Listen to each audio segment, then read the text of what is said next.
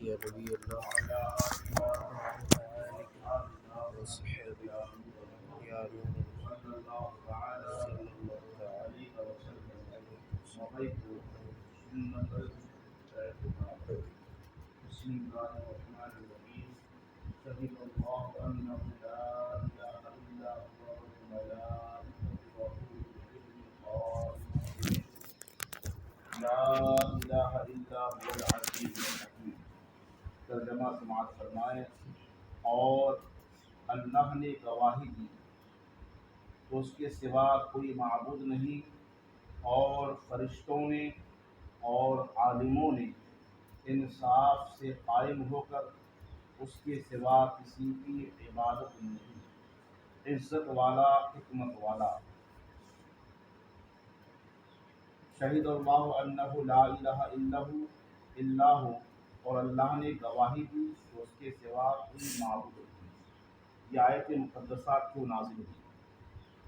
تو فرماتے ہیں ملک شام کے علماء میں سے دو افراد سرور کائنات صلی اللہ تعالی علیہ وآلہ وسلم کی خدمت میں حاضر ہوئے۔ یہ علماء یہودی علماء تھے۔ جب انہوں نے مدینہ طیبہ کو دیکھا تو ایک نے دوسرے سے کہا کہ نبی آخر الزماں صلی اللہ تعالی علیہ وآلہ وسلم کے شہر کی یہی صفت ہے۔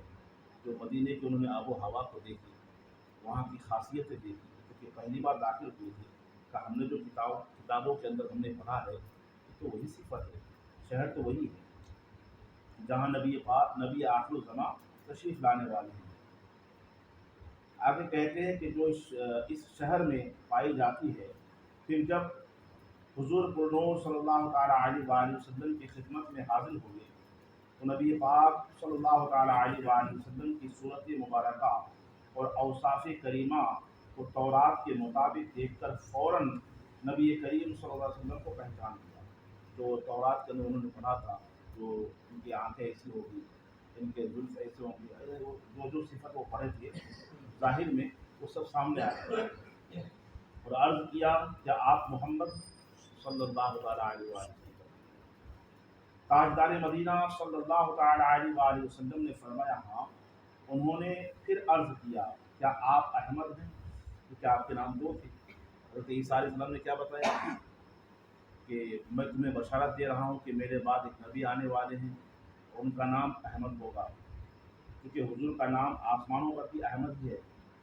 سرکار دو عالم صلی اللہ تعالیٰ علیہ وآلہ وسلم نے فرمایا ہاں۔ انہوں نے عرض کیا ہم آپ علیہ الصلوۃ والسلام سے ایک سوال کریں گے، ہم کچھ پوچھنا چاہتے ہیں۔ اگر آپ علیہ الصلوۃ والسلام نے درست جواب دے دیا تو آپ علیہ السلام پر ایمان لائیں گے۔ نبی کریم صلی اللہ تعالیٰ علیہ وآلہ وسلم نے فرمایا سوال کرو۔ انہوں نے عرض کیا کہ کتاب اللہ میں سب سے بڑی شہادت کون سی ہے؟ کتاب اللہ میں جو سب سے بڑی گواہی ہے وہ کس کی گواہی ہے؟ اس پر یہ آیت کریمہ نازل ہوئی، اور اسے سن کر وہ دونوں شامی علماء مسلمان ہو گئے۔ سبحان اللہ۔ اب یہ آیت حالانکہ حضور اگر اللہ تبارک و تعالیٰ چاہتے تو جیسے ان کے اوپر جو ہے ایک القاء بولتے ہیں، الہام ہے، اور ایک وحی ہے، نازل فرماتے کہ یہ جواب دے دو۔ ایسا نہیں ہوا، بلکہ جبریل کو حکم دیا کہ جلدی جاؤ یہ آیت لے کر کے جاؤ۔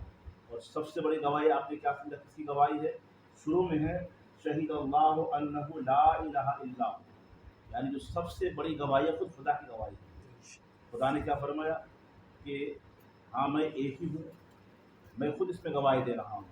تو جب ان دونوں نے سن لیا، کیونکہ تورات و انجیل کے اندر انہوں نے پڑھا تھا کہ سب سے بڑی گواہی کس کی ہے، اس آیت مقدسہ میں فرمایا گیا کہ اللہ تعالیٰ اور فرشتے اور اہل علم یعنی انبیاء علیہ الصلوۃ والسلام اور اولیاء رحمۃ اللہ تعالیٰ علیہم نے گواہی دی کہ اللہ تعالیٰ کے سوا کوئی معبود نہیں۔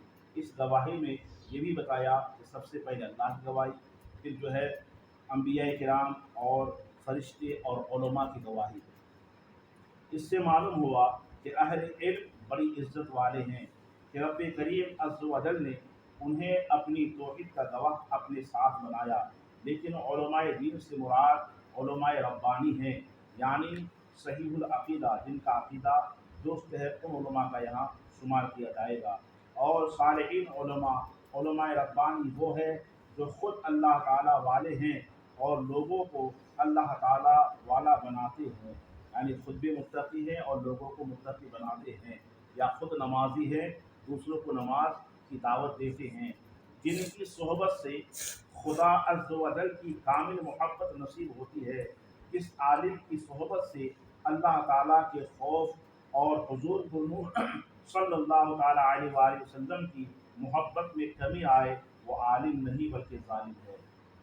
کہتے ہیں کہ جس عالم کے پاس بیٹھنے سے آپ گناہوں سے دوری اختیار نہیں کی، خدا سے ڈرنے کا مطلب یہی ہے کہ انسان گناہ کرنے سے ڈرے تو یقیناً اس کے دل میں خدا کا خوف ہے۔ اگر کسی عالم کے پاس آپ بیٹھ رہے ہیں اور یہ خوبی آپ کے اندر نہیں آ رہی ہے، آپ بیٹھنے کے بعد اور گناہ کر رہے ہیں، خوف خدا دل سے اور نکل گیا۔ اور دوسری دلیل یہ ہے کہ محبت رسول صلی اللہ تعالیٰ علیہ وآلہ وسلم میں کمی آ رہی ہے۔ آپ نے جو محبت اپنے دل میں پیدا کی تھی، جو آپ کے دل میں پہلے سے محبت تھی، وہ محبت بھی گھٹ رہی ہے، تو سمجھ جائیے کہ یہ عالم نہیں، کوئی ظالم ہے جو میرے ایمان کو کمزور کر رہا ہے اور کمزور کر کے مجھ پر ظلم کر رہا ہے۔ یہ اتنا بڑا ظالم ہے۔ سب سے بڑا ظالم وہ ہے جو ایمان پر ظلم کرے، ایمان کو کمزور کرنے کا کام کرے، وہ سب سے بڑا ظالم ہے۔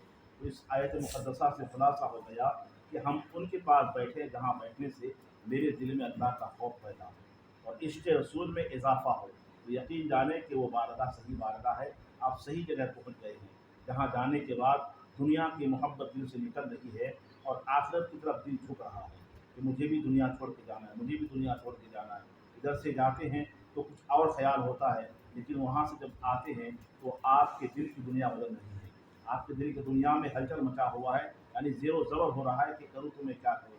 تو اسی کشمکش میں جو ہے انسان بہت آگے پہنچتا ہے اور اللہ کی وحدانیت کا اقرار ہی نہیں بلکہ خدا کی بارگاہ میں جھک جاتا ہے، اللہ کی بارگاہ میں رو کے دعا کرتا ہے کہ مولا میری دنیا میں جو اب تک کی زندگی جیسی تھی گزر گئی، وہ بہتر تو ہی جانے، میرے مالک میری زندگی میں کتنے گناہ ہے، مولا اب مجھے سچی توبہ کی توفیق عطا فرما۔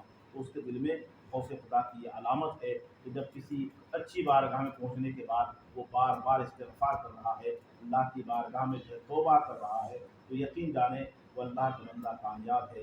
کیونکہ حدیث پاک میں ہے کہ جب کوئی نیک آدمی اللہ کو پکارتا ہے اللہ، تو خدا ایک ہی بار فرماتا ہے یا ابدی بتا میرا بندہ کیا ہے، لیکن جب گنہگار پکارتا ہے تو حدیث پاک میں ہے کہ خدا ایک بار نہیں 2 مرتبہ جواب دیتا ہے۔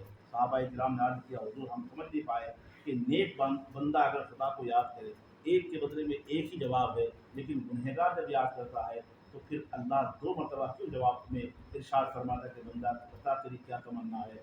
تو آقا کریم کیا استغفار ہو گئی اور فرماتے ہیں کہ دیکھو اللہ کی طرف سے یہ آواز ہے، اللہ کی طرف سے یہ صدا ہے کہ جب کوئی نیک انسان اللہ کو پکارتا ہے تو ان کا جذبہ الگ ہے کہ ان کا بھروسہ مجھ پر تو ہے، لیکن انہیں یقین بھی ہے کہ میرے پاس نماز ہے، میرے پاس تقویٰ و طہارت ہے، میرے اچھے اعمال ہے، لیکن جب گنہگار بندہ مجھے پکارتا ہے تو اس کو کسی اور پہ بھروسہ نہیں، صرف میرے پر بھروسہ ہے کہ خدا میرا ہے، خدا میرا ہے۔ اس لیے اس کی تسلی کے لیے میں 2 مرتبہ اسے آواز دیتا ہوں کہ بندہ اپنی تمنا کو ظاہر فرما۔ تو اللہ تعالیٰ اپنی بارگاہ میں توبہ کرنے والے کو بہت عزیز رکھتا ہے، بہت پسند فرماتا ہے کہ انسان سے گناہ ہو جائے اور وہ فوراً جو ہے نادم ہو جائے، شرمندہ ہو جائے کہ میں نے یہ کیا کر لیا۔